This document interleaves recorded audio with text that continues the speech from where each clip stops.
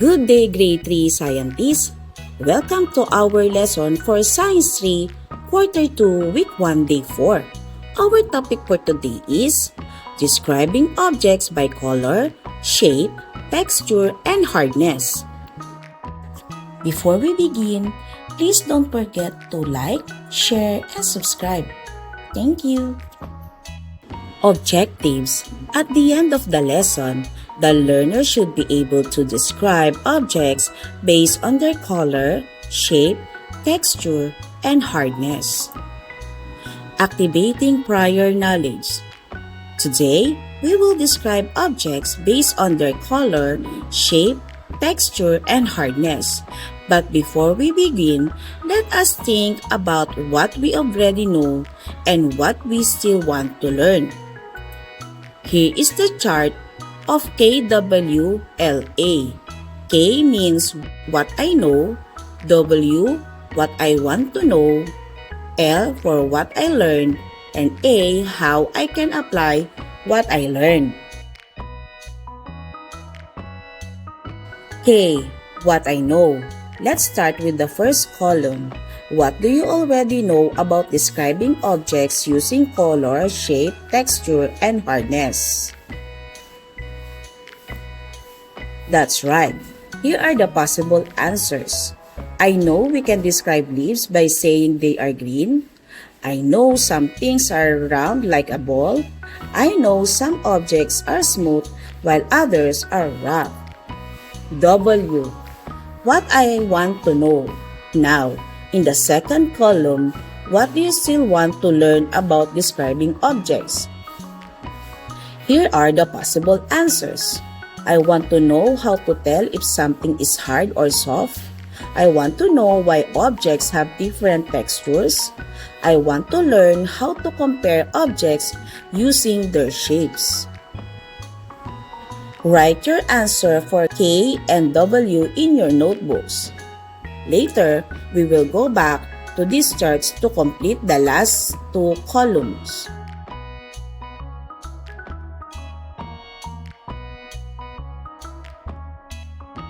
After completing the last two columns, here are the possible answers. K. What I know.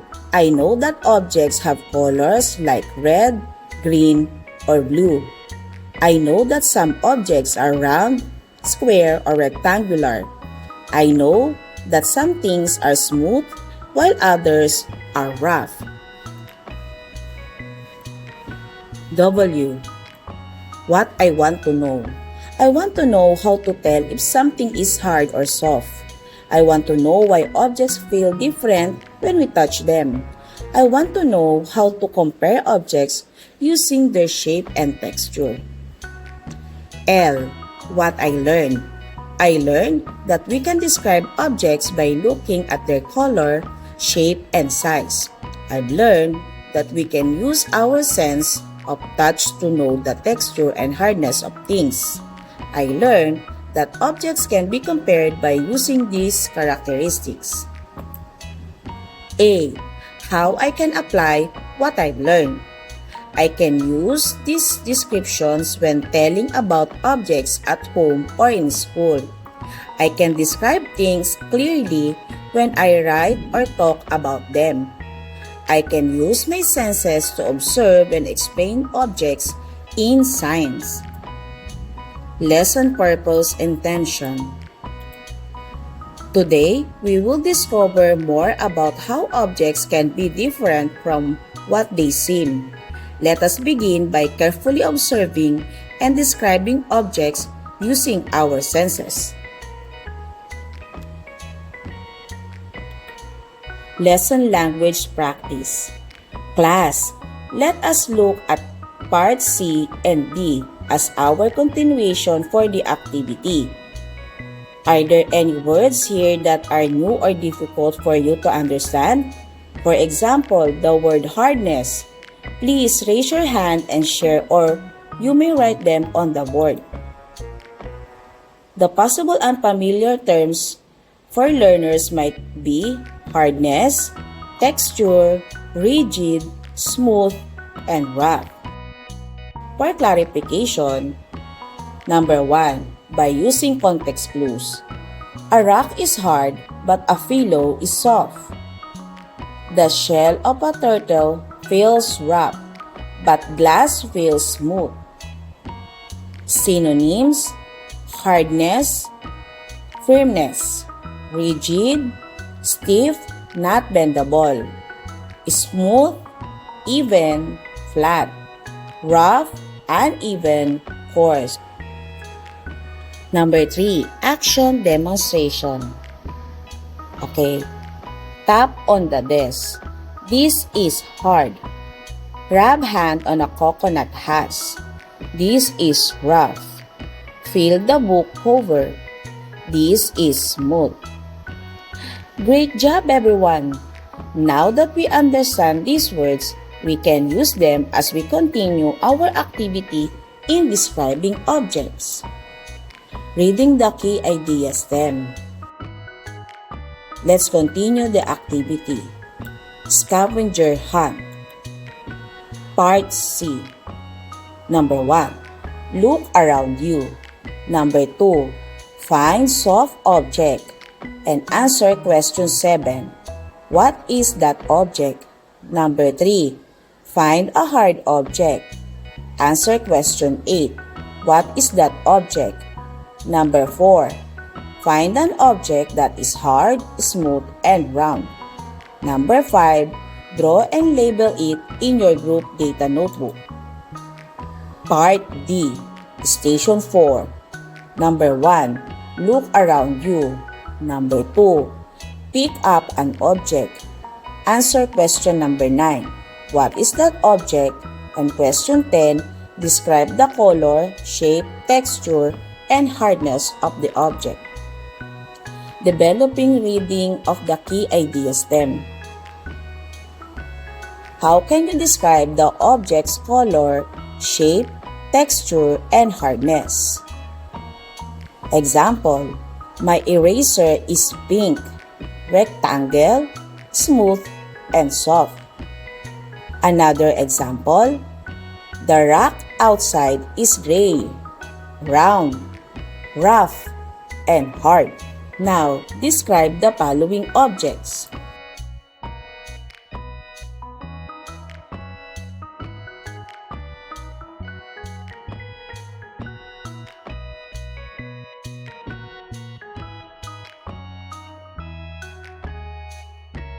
Time's up, class.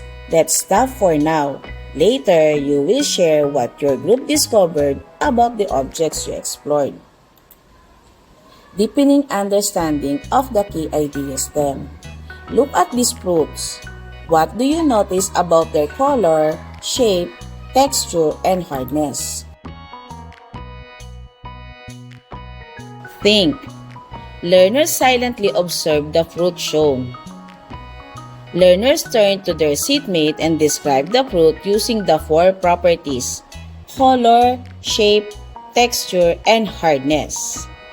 The example response are: for rambutan, it is orange-red, oval, hairy outside, smooth flesh, skin is hard, but flesh is soft. Example response for calamansi: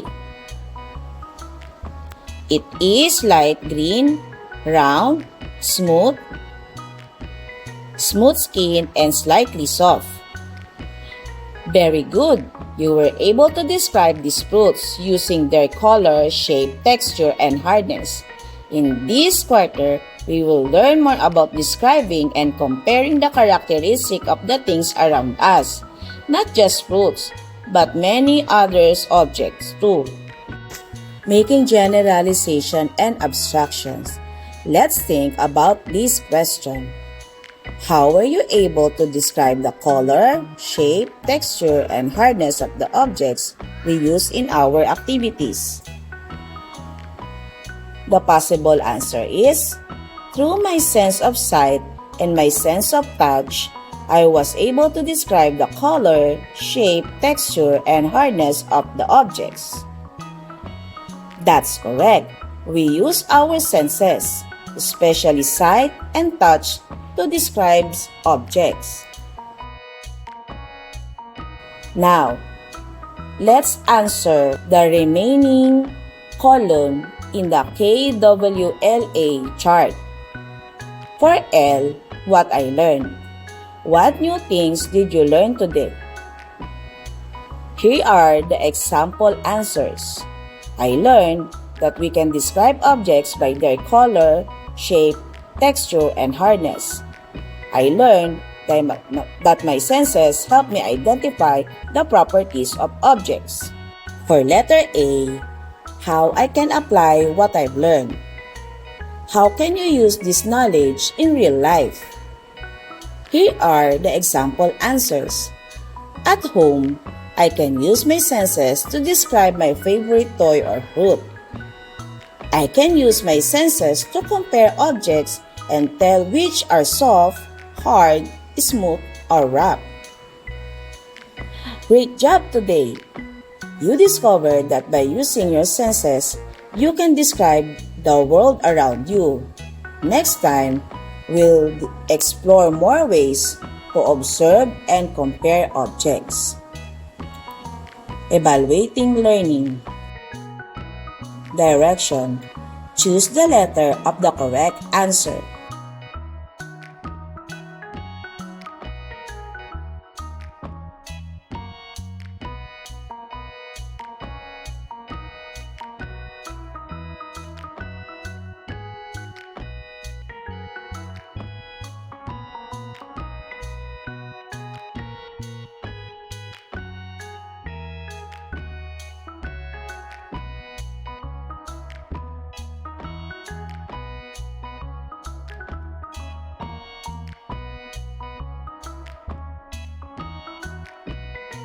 Here are the correct answers.